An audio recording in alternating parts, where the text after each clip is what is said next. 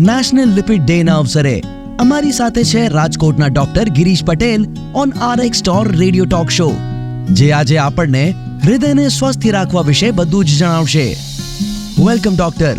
Doctor, ડિસલિપિડેમિયા એટલે શું?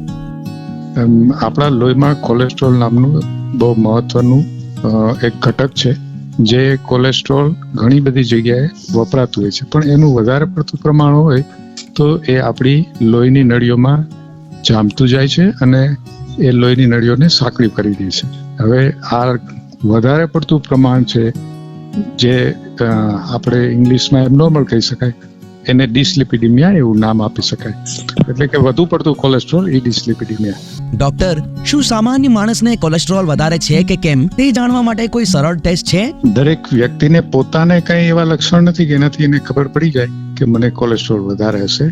Cholesterol વધારે હોય એને કારણે માણસને હાર્ટ એટેક આવે, પેરાલિસિસ થાય, અથવા તો કોઈ પણ જગ્યાએ બીજી પોતાની લોહીની નળીઓ બંધ થઈ જાય, જેમ કે પગની રુધિરાભિસરણ, એટલે કે પગનું રક્ત જવાનું ઓછું થાય, તો માણસને ખબર પડે કે ત્યાં કોલેસ્ટ્રોલ જામ્યું હશે અને મારે લોહી ઓછું પહોંચે છે. બાકી એને ટેસ્ટ કરવા માટે તો સવારના ખાલી પેટે આઈડિયલ છે. સવારે ખાલી પેટે તમારું લોહીનું પરીક્ષણ કરાવો અને કોલેસ્ટ્રોલ જાણો. બહારથી એના લક્ષણો દર્દીને ખબર નથી પડતા.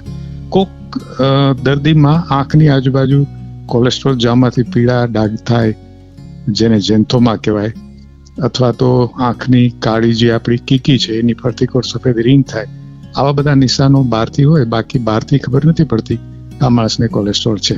એટલા માટે તમારે સવારના ખાલી પેટે કોલેસ્ટ્રોલનું ચેક કરવું એ જરૂરી છે. ખાસ કરીને દરેક 40 થી ઉપરની વ્યક્તિઓ, દરેક ડાયાબિટીસ, બ્લડ પ્રેશર વાળી વ્યક્તિઓએ આ કરવું ખૂબ જરૂરી છે. Doctor, normal blood cholesterol levels શું હોય છે? કોલેસ્ટ્રોલનું લેવલ દરેક દર્દીઓ માટે અલગ અલગ જોવાનું હોય છે. એક જ આંકડો બધા દર્દીને લાગુ નથી પડતો.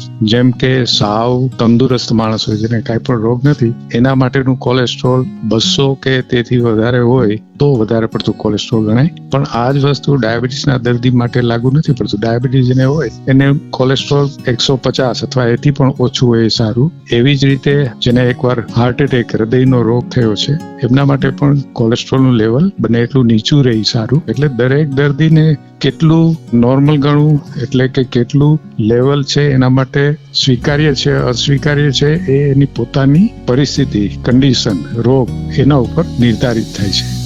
ડોક્ટર, શું ડાયાબિટીસ અને ડિસલિપિડેમિયા વચ્ચે કોઈ સંબંધ છે? હા, ડાયાબિટીસ અને કોલેસ્ટ્રોલ ઘણી વખત સાથે જોવા મળે છે. તેમજ ડાયાબિટીસના દર્દીઓમાં જે કોલેસ્ટ્રોલના વિવિધ પ્રકારો છે, જેમ કે ટ્રાયગ્લિસરાઇડ, VLDL, LDL, એ બધા સામાન્ય માણસોમાં જોવા મળે એના કરતાં વધુ જોવા મળતા હોય છે. એટલે ડાયાબિટીસ અને કોલેસ્ટ્રોલ બંને સાથે ખૂબ જ જોવા મળે છે.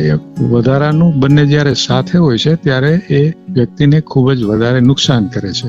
અને ત્રીજું, ડાયાબિટીસ વાળા દર્દીઓમાં બને એટલું કોલેસ્ટ્રોલ ઓછું રહે તો લાંબા ગાળે દર્દીને મોટી મુશ્કેલીઓથી, જેમ કે હૃદય રોગ, પેરાલિસિસ વગેરે જેવાથી બચી શકાય છે. ડોક્ટર, ડિસલિપિડેમિયા ધરાવતા લોકો માટે આહાર અને જીવનશૈલીમાં ફેરફાર પર વિશેષ ધ્યાન આપીને અમારા શ્રોતાઓ માટે તમારો સંદેશ શું છે? ડાયાબિટીસ, બ્લડ પ્રેશર એવું જ આ કોલેસ્ટ્રોલ છે જે છુપું દુશ્મન છે. એનાથી બચવા માટે દરેક વ્યક્તિએ તંદુરસ્ત જીવન જીવવું, તંદુરસ્ત ખોરાક લેવો. જેમ કે ખોરાકમાં તેલ, ઘી વગેરેની માત્રા બને એટલી સીમિત રાખવી. તેલમાં પણ જે તળેલી વસ્તુ છે, હાઈ ટેમ્પરેચરથી તૈયાર થાય છે, એ બને ત્યાં સુધી ન લેવું.